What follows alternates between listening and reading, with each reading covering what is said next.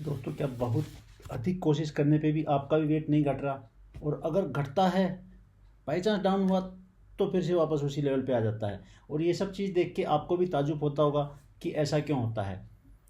आज हम आपके सामने रिवील करेंगे, आज मैं बताऊंगा आपको कि ये सब ऐसा क्यों होता है।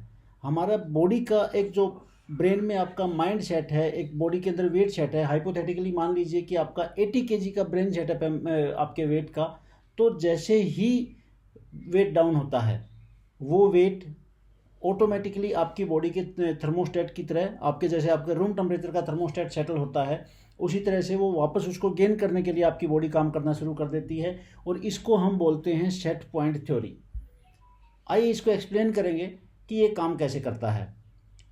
आपका ब्रेन, आपका मेटाबॉलिज्म और आपकी बॉडी के हार्मोन्स सेट पॉइंट थ्योरी के तीन one of the major factors हैं, मेजर पिलर हैं, जो इसको काम करने में इसकी सीरियसली एक बहुत अच्छी मदद करते हैं। क्या होता है कि जब आप ब्रेन से काम, आप डाइटिंग स्टार्ट करते हैं, तो आपके ब्रेन की समझ में आता है, ओके अभी आपने डाइटिंग स्टार्ट कर दिया, वज़न घटाने के लिए आपने सीवियर एक्सरसाइज स्टार्ट किया और बहुत सीवियर हैवी डाइटिंग स्टार्ट कर दिया आपने। उस टाइम पे इंटेंस डाइटिंग और हैवी एक्सरसाइज के साथ आपकी बॉडी के अंदर एक्स्ट्रा कैलोरी भी बर्न हो रही हैं और आप इंटेक भी बहुत कम ले रहे हैं, जिसका इम्पैक्ट क्या आता है कि आपका वेट जो है बहुत रैपिड तरीके से, रैपिड रेट से डाउन आने लगता है। उस डाउनफॉल की वजह से एक सिचुएशन क्रिएट होती है आपके सबकॉन्शियस ब्रेन के अंदर। यहाँ पे एक एग्जांपल आपको मैं देना चाहूँगा। लाइक एज एक प्लांट है और वो बॉयलर प्लांट है। बॉयलर ऑपरेटर के पास उसे पता चलता है कि ईंधन का कंजम्पशन तो बढ़ा हुआ है, लेकिन उसको जो इनपुट है, ईंधन का इनटेक है फ्यूल का, वो उसे कम मिल रहा है। उसके पास अगर फ्यूल कम है तो वो जानता है इस पॉजिटिव इंटेंशन के साथ कि अगर मैंने सारा फ्यूल खर्च कर दिया और अधिक फ्यूल मेरे पास नहीं आया तो प्लांट बंद पड़ जाएगा, और जिसके बहुत ही नेगेटिव एडवर्स इफेक्ट हो सकते हैं। इसी तरह की सिमिलर इंटेंशन के साथ आपका सबकॉन्शियस क्या करता है, इमीडिएटली आपके मेटाबॉलिज्म को रिएक्ट करता है। वो आपकी एनर्जी को स्लो डाउन कर देता है। आपकी जो बर्निंग प्रोसेस है फ्यूल का, आपके खाने के अंदर से जो एनर्जी एक्सट्रैक्शन है उसको स्लो डाउन करेगा। यानी यहाँ पे आपका हार्मोन आपके एक्शन में आता है। वो हार्मोन क्या करता है कि लाइक एज हम अगर आग के अंदर ईंधन नहीं डालेंगे तो आग कम होना शुरू हो जाएगी।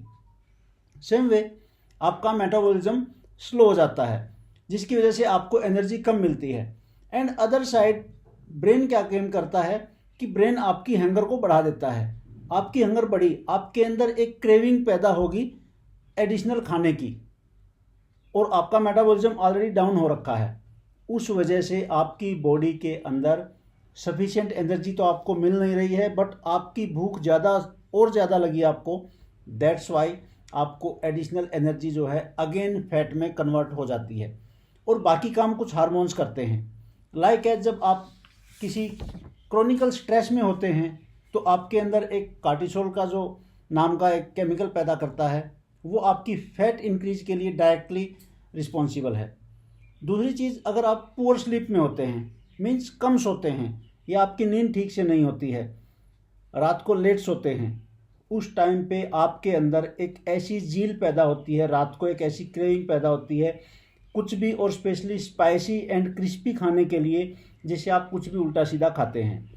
रात के टाइम पे आपकी बॉडी एक्टिव नहीं होती, आप ठीक से उसको पचा नहीं पाते, और वो बॉडी आपकी खाना पूरी का पूरा आपकी बॉडी के अंदर सड़ता रहता है। आपकी आंतों को ख़राब करेगा, आपके मेटाबॉलिज्म को डिस्टर्ब करेगा, एंड साइमल्टेनियसली आपके पेट में एक बेली फैट की तरह एक नई शेप लेगा और आपको नया वेट गेन देगा। तो दोस्तों, ये है आपका ब्रेन का मेटाबॉलिज्म का एडेप्टेशन और आपके हार्मोन्स का सेटअप।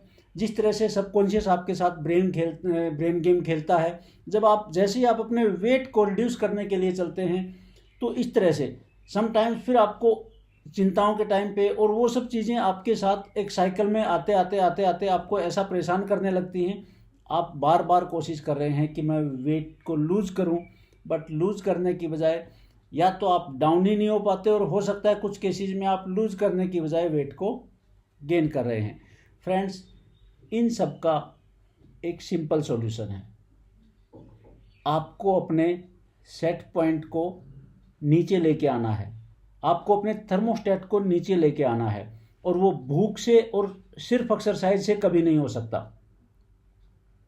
आपको ये सब करने के लिए अगर आप कर सकते हैं, हल्की एक्सरसाइज कीजिए, उसको आपको स्लोली बढ़ाना है, उसका स्पैम धीरे धीरे आपको बढ़ाना है। इट्स नॉट लाइक दैट कि एकदम से आपने रैपिडली एक्सरसाइज की स्पीड को बढ़ा दिया और डाइटिंग को बिल्कुल लोअर पॉइंट पे लेके आ गए। मीन्स जो आप खाना खा रहे हैं वो बहुत कम खाना शुरू कर दिया।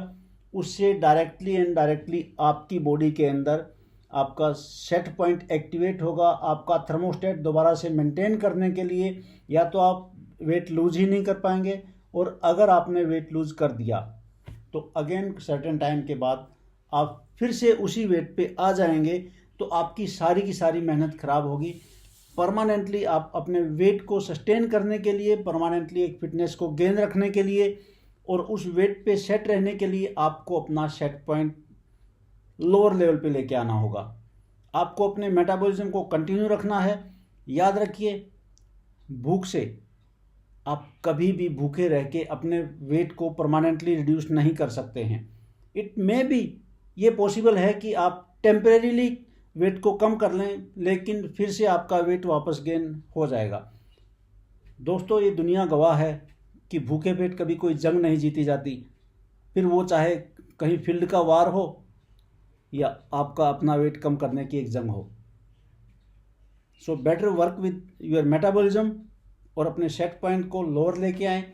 यही की है जो आपको एक परमानेंट एंड कंसिस्टेंट रिजल्ट दे सकती है। थैंक यू दोस्तों। जय हिंद, जय भारत।